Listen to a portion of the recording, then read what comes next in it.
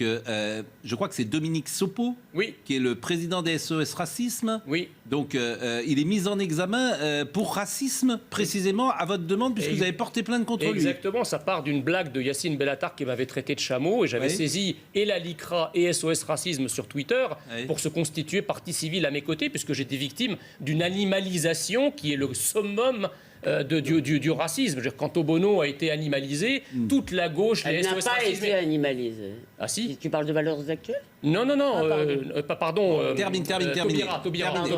Voilà, Taubira. Terminé. Et donc j'ai porté plainte, et la plainte a mis un certain temps, et là le procureur de la République donc il est mis en examen. Donc le président de SOS Racisme est mis en examen pour racisme. Il va peut-être être condamné pour racisme. Alors déjà, j'espère qu'il va l'être, mais s'il ne l'est pas, c'est déjà énorme. J'en pense que... Bon, explication, tour de table, et après...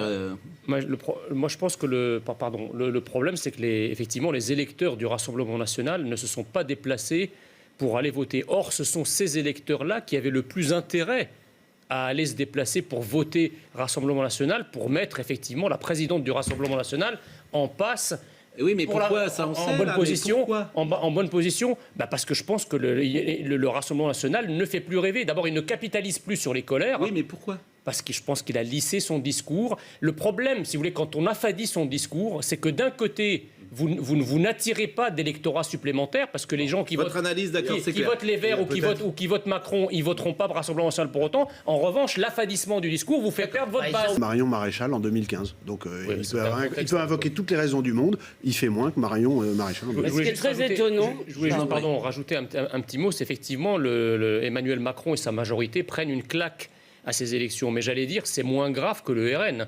Parce que le RN est challenger. C'est lui qui devait cranter sur cette élection pour être en mesure d'être bien positionné en 2022. C'est la fameuse rampe de lancement. Bon, voilà, la rampe de lancement s'est transformée en barge de débarquement, là, pour le coup. Mais ce qui est très étonnant... Ce qui est dingue, c'est que justement, le parti Les Verts, c'est le parti pour lequel votent les capitalistes, c'est les grands gagnants de la mondialisation qui sont dans les métropoles. Parce que les Verts, en fait, ce parti n'a aucune réponse à donner aux grandes problématiques qui intéressent les Français, à commencer par la problématique identitaire. Quand j'ai entendu tout à l'heure Bayou nous parler de ténèbres, je me suis dit, chouette, il prend conscience de la lèpre islamiste, de l'obscurantisme communautariste qui gangrène notre pays. Écoutez, pas du tout, c'était pas du tout ça. Il était complètement à côté de la plaque. Remettez-lui Twitter. Donc, ça a été une déception, parce qu'effectivement les Verts ont il a besoin de s'exprimer.